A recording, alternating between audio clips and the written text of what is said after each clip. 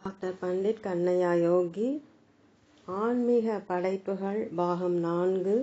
தினசரி வாழ்வில் யோகம். ஆசிரியர்.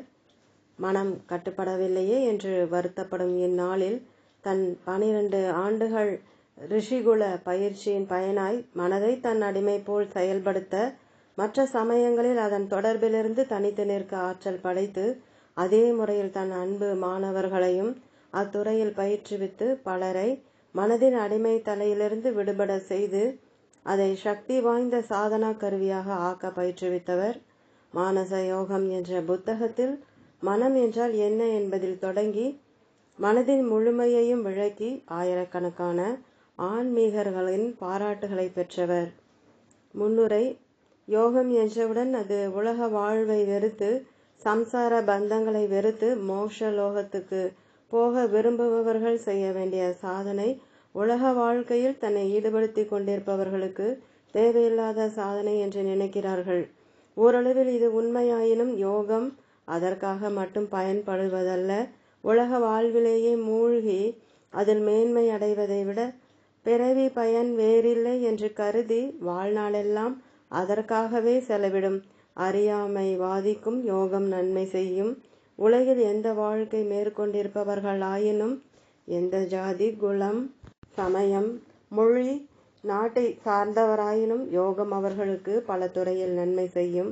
பாப செயல்களையே தொழிலாக கொண்டவர்களுக்கும் யோகம் துணை செய்யும். எந்த தெய்வத்தை எந்த முறையில் வழிபடுபவராயினும் யோகம் அவருக்கு அவர் அன்பு தெய்வத்தின் அருளை விரைவில் கூட்டி வைக்கும். நினைப்பை சக்தியுடையதாய் செய்து நினைத்த காரியங்களை நினைத்தபடி செய்து வெற்றி பெற செய்யும் யோகம். பள்ளி பிள்ளைகளுக்கு எளிதாக பாடங்களை மனப்பாடம் செய்ய, ஞாபக சக்தி குறைந்தவர்களுக்கு அதை வளர்க்க யோகம் உதவும். பொதுவாக எல்லா துறையினருக்கும் வெற்றி பெற செய்யும் யோகம். இந்த அனுபவ யோக முறைகளை எல்லோரும் பயன்படுத்தி பயன் பெற வேண்டும் என்ற கருத்துடன் இது மக்களுக்கு சமர்ப்பிக்கப்படுகிறது. தினசரி வாழ்வில் யோகம். உலகில் எல்லா மொழிகளிலும் சில சொற்கள் சொற்பொருள்களிலும், சில சொற்கள் அச்சொற்கள் குறிக்கும் பொருள்கள் அல்லாமல் தனி கருத்து பொருளையும் குறிக்கும். ஓடு என்றால் வேகமாய் நட என்று பொருள். ஆனால் அதே சொல் வீடுகளுக்கு கூரை வேயும் ஓடு என்பதற்கும் பொருந்தும். பாடு என்றால் பாட்டு பாடு என்று பொருள். ஆனால் நான் பட்ட பாடு என்பதில் பாடு துன்பத்தை குறிக்கும். யோகம் என்ற சொற்பொருள் இணை, சேர், கூடு, ஒன்றுபடு, ஒன்றாக கல, லயமாகு என்று பொருள். அதனால் பாதஞ்சலர் அச்சொல்லுக்கு சொற்பொருளை கொள்ளாமல் சித்த விருத்தி நிரோதம் என்ற தனிப்பொருளை குறித்திருக்கிறார். பாதஞ்சலரின் உபயோகப்படிதான் யோகம் உலக தொடர்பற்று வந்த பாசங்களற்று மோட்சம் பெறும் இன்பத்தை குறிக்கிறது.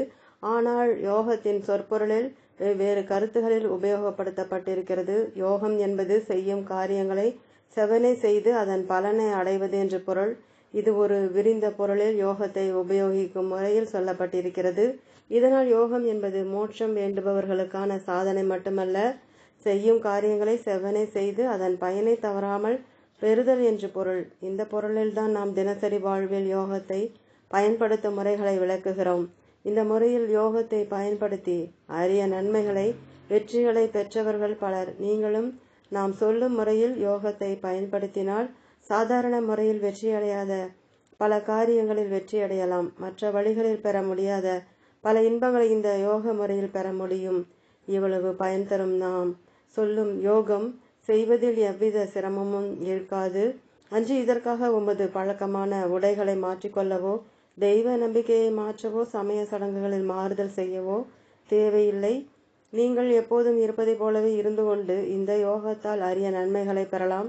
ஏனென்றால் இந்த யோகத்தில் பயன்படுத்தப்படும் மனம் அனைவரும் ஒன்றேதான். அதை உபயோகப்படுத்தும் முறையில்தான் வேற்றுமை இருக்கிறது. யாரும் எவ்வித தடையுமின்றி தங்கள் மனதை நாம் சொல்லும் முறையில் பயன்படுத்தி பயனடையலாம்.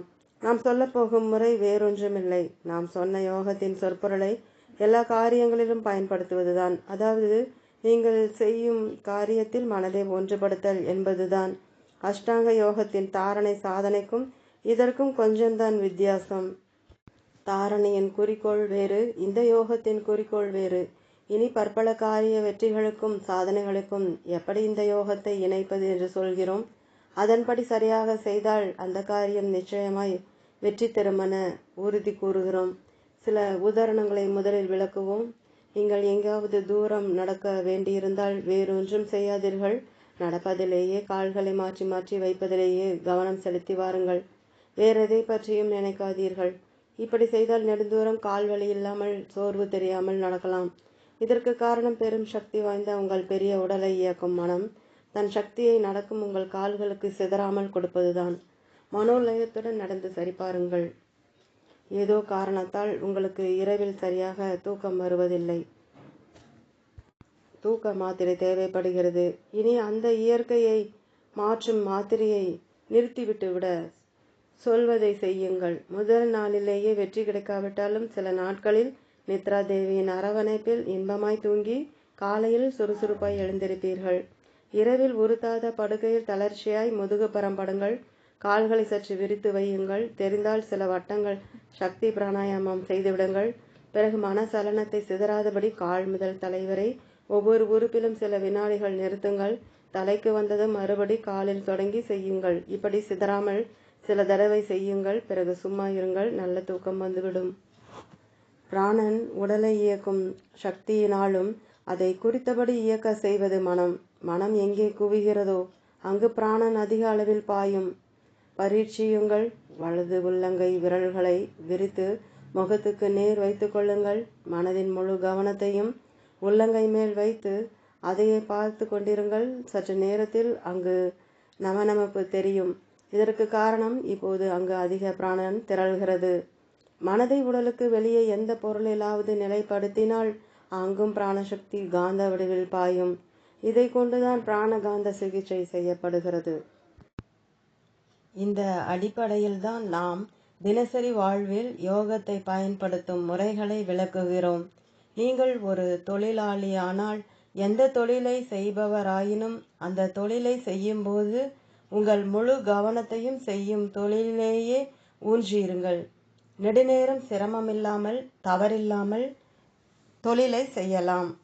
நீங்கள் ஓர் படிப்பாளியாய் படிக்கும்போது படிப்பில் முழு கவனத்தையும் சலனிக்காமல் வைத்தால் படித்தது எளிதில் மனதில் பதியும்.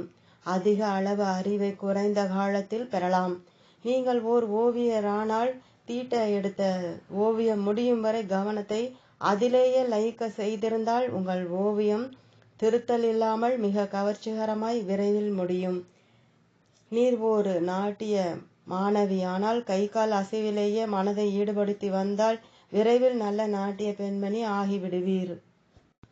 நீர் ஒரு ஓட்டக்காரரானால் ஓட்டத்தில் கால்களின் இயக்கத்தில் கவனம் ஊன்றினால் வெகு தூரம் களைப்பில்லாமல் சாதாரண வேகத்தை விட அதிக வேகமாய் நெடுந்தூரம் ஓடலாம்.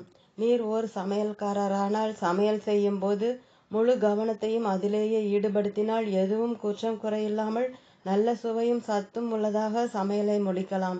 கவிஞன் கவர்ச்சிகரமான அணிகள் நிரவிய கவிகளை ஆக்கலாம். வீடு கட்டும் தொழிலாளி விரைவில் நல்ல மாளிகையை அமைத்து விடலாம். இசைக்கலைஞன் புதிய இசைகளை வியக்கும் வண்ணம் இசைக்கலாம். வியாபாரி நல்ல முறையில் வியாபாரத்தை பெருக்கலாம். உழவர்கள் நல்ல முறையில் பயிர் செய்து அதிக மகசூலை உண்டாக்கலாம். மருத்துவ நோயாளிகளுக்கு தகுந்த மருந்துகளை தேர்ந்தெடுத்து கொடுத்து விரைவில் குணப்படுத்தலாம். இதுவரை நாம் விளக்கியவைகளை கவனமாய் படித்து அதில் தமக்கு பொருத்தமான 1-2 காரியங்களில் வெற்றியும் அடைந்துவிட்டால் இந்த வழியில் எத்தனையோ காரியங்களை வெற்றி பெற செய்யலாம் என்பதை அறிந்து கொள்ளலாம். இந்த முறையில் நீங்கள் மனதை எப்படியும் செயல்படுத்தாமல் அதை அப்படியே தேவையான பொருளில் ஒன்ற லயிக்க செய்கிறீர்கள். அவ்வளவே. இந்த மனதை சிறிது செயல்படவும் செய்தீரானால் அநேக அரிய வெற்றிகளை நிறைவேற்றலாம். இதில் செல்வம் பெற, நோய் குணப்பட, வேலை கிடைக்கப்பெற, மேலுயர்வு பெற முதலிய பல காரியங்களை மனசக்தி கொண்டு எளிய முறையில் சாதிக்கும் முறைகள் அடங்கியுள்ளன. அருள். ஓம் தொடரும்.